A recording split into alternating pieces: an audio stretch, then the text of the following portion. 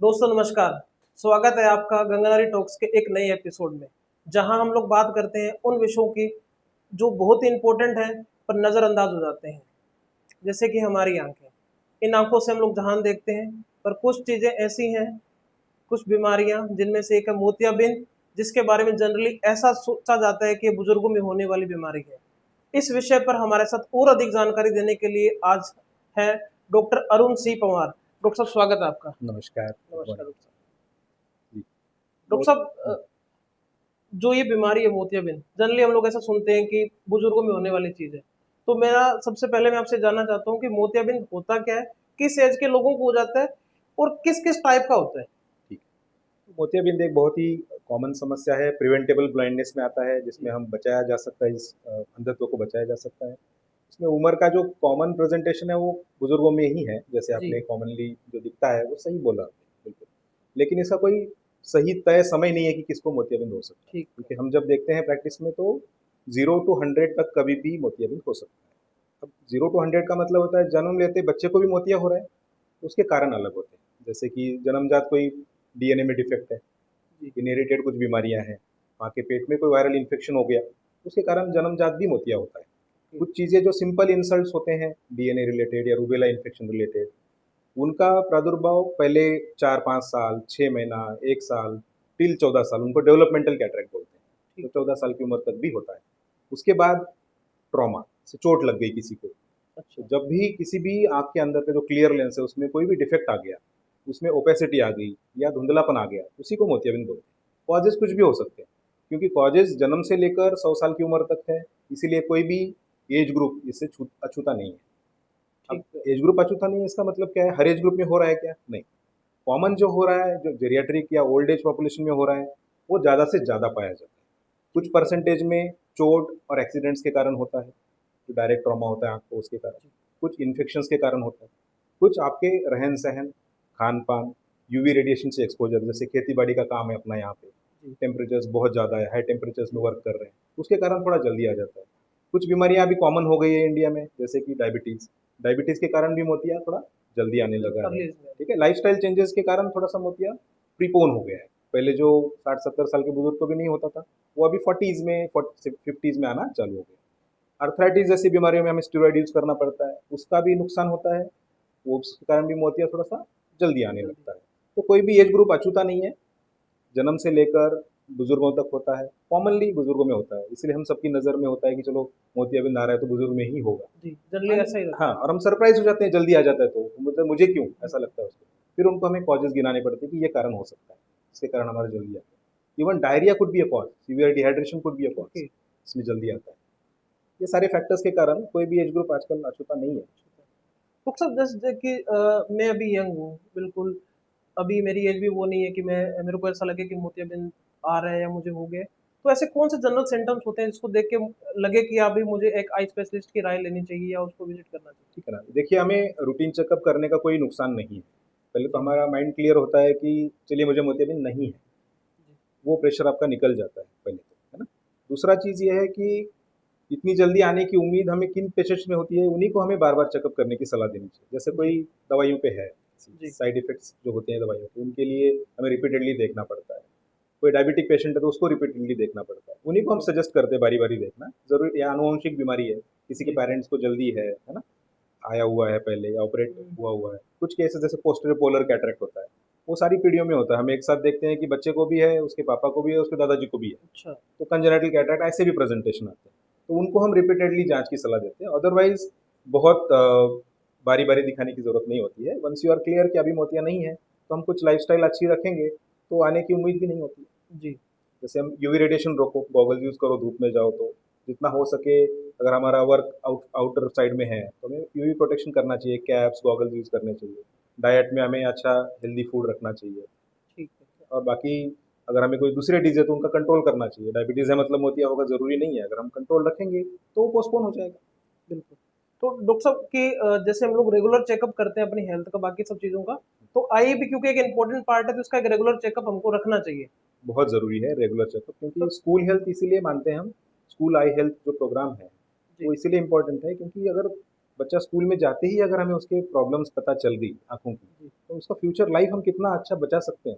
Lazy I इतना common problem है, बच्चों को खाली चश्मा ना चेक होने से, चश्मा ना लगाने से, या छोटी छोटी बीमारियां मिस करने से लेजी आई होती है, जो 8-10 साल के बाद हम बाद में क्योर नहीं कर सकते। ओके। अर्ली आइडेंटिफिकेशन इतना ही इम्पोर्टेंट है जितना कि उसको ट्रीटमेंट देने से, बचाना बीमारियों से, और उनको आइडेंटिफाई जल्दी करना, उसको ट्रीट जल्दी करना। ये एक प्रकार का बहुत बड़ा फायदा है, और देश के लिए भी अच्छा फायदा है कि हम इतने सारे डिजीजेस हम रोक लेंगे पहले ही, उसका बहुत फर्क पड़ेगा। बिल्कुल, ये तो डॉक्टर साहब, prevention is better than cure, yes, कि अगर हम लोग उसको बचा लेते हैं तो हमें बाद में जो उसके कॉन्सिक्वेंसेस हैं उनको नहीं झेलना पड़ेगा। बिल्कुल सही बात। तो डॉक्टर साहब, जैसे अभी आपने बताया कि मोतिया कई तरह का होता है, तो कौन कौन से जनरल टाइप्स रहते हैं, या देखिए कौन सा ऐसा तरह का मोतिया है जो अमूमन पाया जाता है? हाँ, मोस्टली अपने पॉपुलेशन में जो मिथ्स है, वो दो ही चीज़ें समझते हैं कि इधर सफ़ेद मोतिया होता है या काला मोतिया होता है। बिल्कुल। जो बेसिकली दोनों अलग बीमारियां हैं। अच्छा। काला मोतिया मतलब ग्लाकोमा को काला मोतिया बोलते हैं। सफ़ेद मोतिया मतलब जब हमारा लेंस ओपेक हो जाता है या धुंधला हो जाता है, उसको बोलते हैं। अब ओपेक लेंस अपने प्रेजेंटेशन के कारण अलग अलग प्रकार के माने जाते हैं। वैसे तो अगर हम एज एजुकेशन देखें तो बहुत लंबा टॉपिक है ये, पर समझने के लिए, जब भी मोतिया किसी भी जगह पे होता है, लेंस के किसी पार्ट पे होता है, तो उसके पार्ट के अकॉर्डिंग हम उसको डिवाइड करते हैं। भाई कैप्सुलर है, पोस्टर कैप्सुलर है, न्यूक्लियर है, अलग अलग प्रेजेंटेशन। इसके डिटेल्स में हम नहीं जाते हुए ये मानते हैं कि लेंस जब धुंधला होगा तो उसको मोतिया माना जाएगा। ठीक है? जब मेरी आई साइड मुझे लग रहा है कि मैं प्रॉपर नहीं देख हाँ, पा रहा हूँ, मेरा प्रॉपर नहीं विजन देख उस पा रहा तरह का हूँ, नहीं या है। चश्मा देने के बावजूद भी मैं उसको इम्प्रूव नहीं करा पा ओके। रहा हूँ, है ना। ठीक चश्मा है। दे के इम्प्रूव हो रहा है तो चलिए अच्छा है, कुछ समय और निकल जाएगा। लेकिन इवन आफ्टर गिविंग ग्लासेस, कुछ भी हम सारे ट्रीटमेंट ट्राई करने के बावजूद भी अगर हमारी नज़र नहीं बढ़ रही है, तो फिर परमानेंट सोल्यूशन हमें जाना पड़ेगा, फिर जाना। मोतियाबिंद की सर्जरी के लिए जाना पड़ेगा। तो डॉक्टर साहब, जैसे अभी आपने बताया कि हम लोगों ने डिस्कस कर लिया कि का क्या कारण हो सकते हैं, कैसे बचा जा सकता है। फिर भी इन केस अगर कोई डिटेक्ट हो गया जिसको मोतिया है, तो उसकी जो ट्रीटमेंट है, उसका सर्जरी है, वो कैसे? जनरली हम लोग सुनते हैं कि बिना टिक्के के कर देंगे, बिना पट्टी के कर देंगे। वो क्या चीज़ें रहती हैं? मोस्टली ये बहुत सारे सारे ऐसे हाँ, क्वेश्चन्स हैं जो जनरल रहते हैं। इवन मेरे फादर इन लॉ का भी सर्जरी होना है, तो वो बड़े घबराते हैं कि पता नहीं क्या करेंगे, कैसे करेंगे?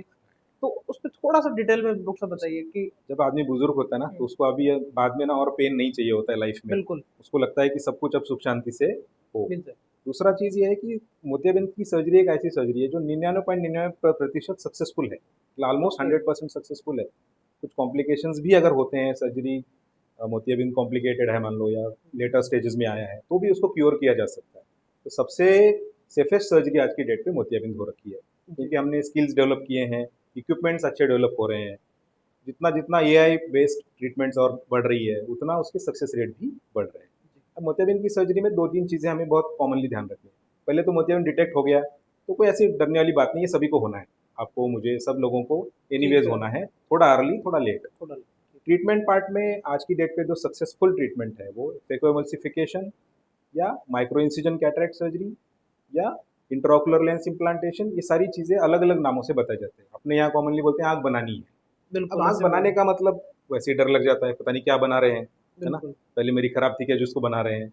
ऐसा कुछ नहीं है। आपकी आँख में हम एक सूक्ष्म एंट्री द्वारा अंदर जाते हैं।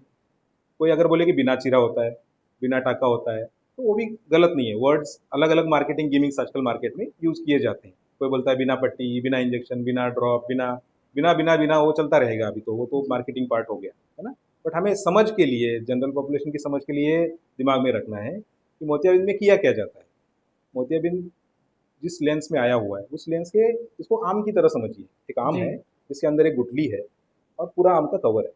उस हमको उस अंदर की गुठली को साफ करना है, और एक इसके अंदर नया मैंगो डालना है, आम डालना है। ठीक है। कितना सिंपल प्रोसीजर है। आँख के अंदर हम जा रहे हैं, सूक्ष्म एंट्री द्वारा जा रहे हैं, उसके अंदर का जो मोतिया है उसको पूरा डिसॉल्व कर रहे हैं लेजर और अल्ट्रासाउंड द्वारा, और उसके बाद में उसके अंदर एक नया लेंस इम्प्लांट कर रहे हैं जो उसी सूक्ष्म एंट्री द्वारा जाएगा।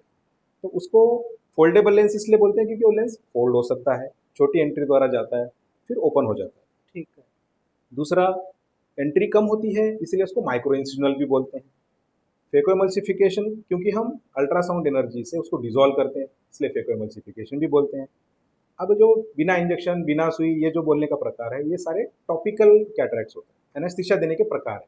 जी। अब हर एनेस्थीसिया का प्रकार हर आदमी के लिए सूट नहीं करेगा। ठीक बच्चा है तो उसको टॉपिकल नहीं कर सकते, उसको हमें जनरल एनेस्थीसिया देना पड़ेगा, पूरा सुलाना पड़ेगा। अगर 1 साल का बच्चा है, 15 साल का बच्चा है, वो कोऑपरेट करेगा क्या ऑपरेशन में? नहीं नहीं करेगा। करेंगे। उसे हमें जनरल एनेस्थीसिया देना पड़ेगा। अगर कोई सॉफ्ट कैटरैक्ट है, अर्ली ग्रेडिंग है, ग्रेड 2 ग्रेड 3 है, तो उसको हमें इंजेक्शन देने की जरूरत नहीं है। प्रोपैराकेन ड्रॉप डाल दिए तो आँख एनेस्थेटाइज हो जाएगा, पेशेंट कोऑपरेटिव रहेगा, आसानी से फिक्शन हो जाएगा। जो बुजुर्ग जिसका कैटरैक्ट हार्ड है, जो कोऑपरेट नहीं कर सकता, जो सुन नहीं सकता, उसको हम टॉपिकल में नहीं करते हैं, उसको हम एक ब्लॉक देते हैं इंजेक्शन द्वारा, ज़ाइलोकेन द्वारा। वो कोई आँख में नहीं लगता इंजेक्शन, उसको सिलियरी गैंग्लियन बोलते हैं, आँख के आँख के पास। आजू बाजू में होता है ना। तो चमड़ी में इंजेक्शन लगता है, उससे सिलियरी गैंग्लियन ब्लॉक होता है, जिससे सारे जो न्यूरॉन्स जाते हैं आँख को पेन करने वाले, वो ब्लॉक हो जाते हैं। ठीक है। उससे आँख हिलती नहीं है ऑपरेशन के दरमियान, पेन नहीं होता मरीज को, तो उसका एक्सपीरियंस अच्छा होता है। मान लीजिए कोई और हार्ड कैटरैक्ट है, तो उसका हमें मल्टीपल ट्रीटमेंट से इंट्राकैमरल इंजेक्शन देके भी करना पड़ता है ना। तो अलग अलग बेहोशी के प्रकार है, उसको बहुत मार्केटिंग में जाने की जरूरत नहीं। बेहोशी तो किसी भी प्रकार से देनी पड़ेगी, बिल्कुल। बिना बेहोशी के ऑपरेशन तो संभव नहीं है, नहीं तो मरीज को कितना पेन होगा। बिल्कुल। तो कुल मिला के ऐसा है कि वो बेहोशी वाला पार्ट वो तो करना ही है, वो उसके बाद चाहे का प्रोसीजर ABC सब किसी सेम भी ही है। तरीके का हो, हाँ, बाकी सब सेम है, और वो पेन फ्री प्रोसेस है। पेन फ्री करने के लिए हमें बस वो एनेस्थीसिया के प्रकारों को मार्केट करने की जरूरत नहीं है। नहीं। हमें टेक्निक पे ज़्यादा ध्यान देना चाहिए कि अपने पास मशीन कौन सी है, अपना OT क्लास 1 है कि नहीं, स्टेरिलिटी कितनी है, आपकी साफ सफाई कितनी है, थर्ड जनरेशन फोर्थ जनरेशन मशीनें हैं कि नहीं, आपके कैलकुलेशंस AI बेस्ड है कि नहीं, ताकि जी। आपका कैटरैक्ट हमें दो चांसेस देता है। एक तो हमें नज़र देने का भी चांस देता है, प्लस हमें साथ साथ चश्मा हटाने का भी चांस देता है। अच्छा।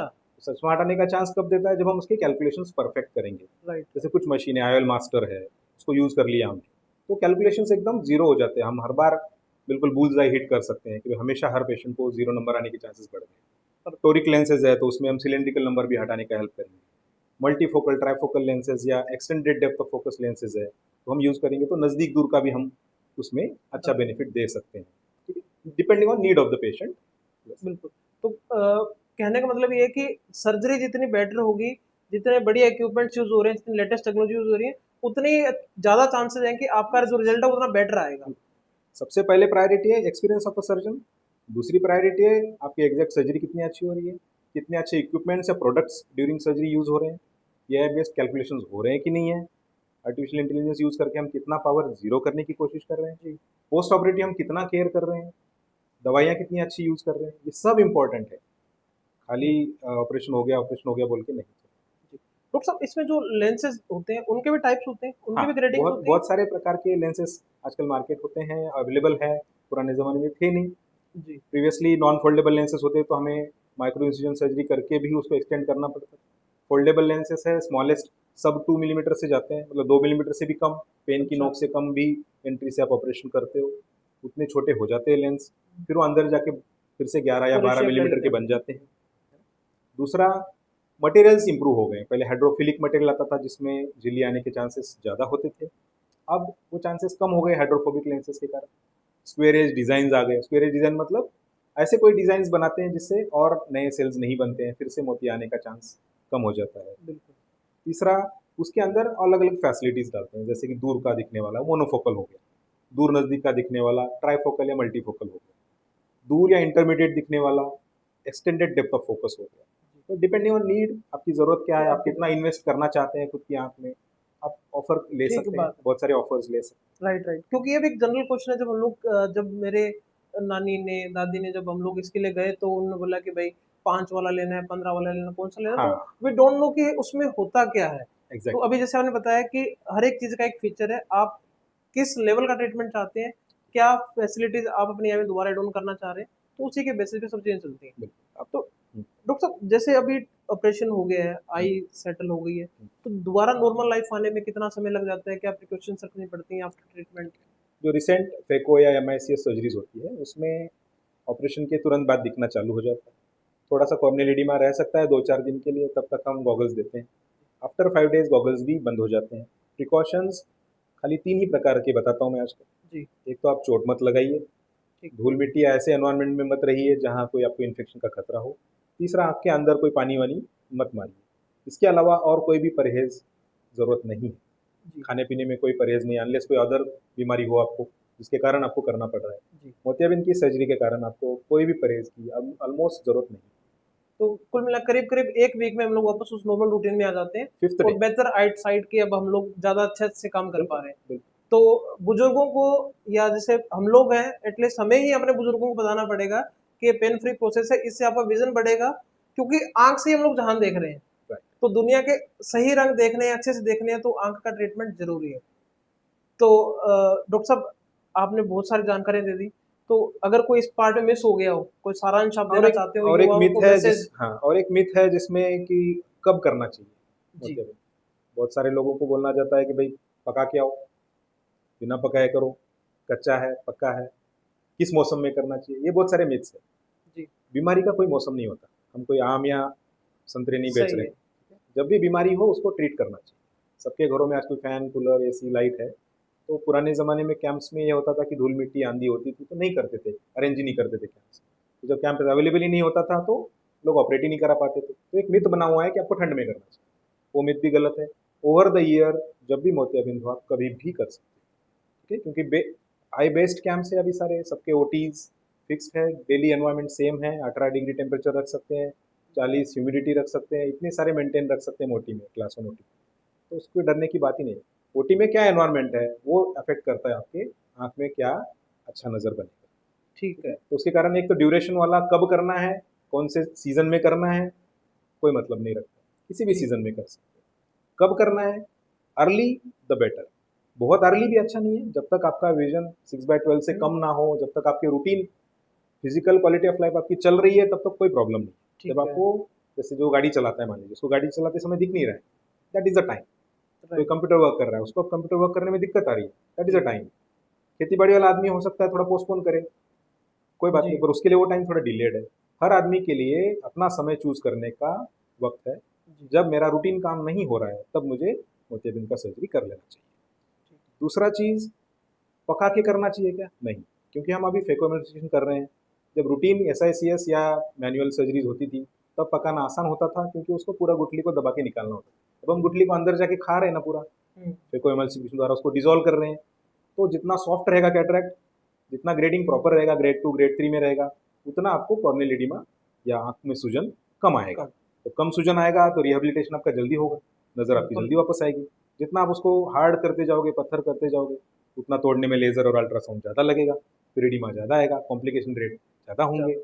तो हमें अनवांटेड उसको डिले नहीं करना चाहिए जानबूझ के। हाँ, कोई ठीक है। मजबूरी है, आपको फिटनेस नहीं मिल रहा है, समहाउ डायबिटीज़ कंट्रोल नहीं हो रहा है, उस कारण आपको रुकना पड़ा है तो बात अलग है। अदरवाइज जब हम जानते हैं कि हमें एक मोतियाबिंद का प्रॉब्लम है, राइट स्टेज डॉक्टर से मिलके चूज करिए।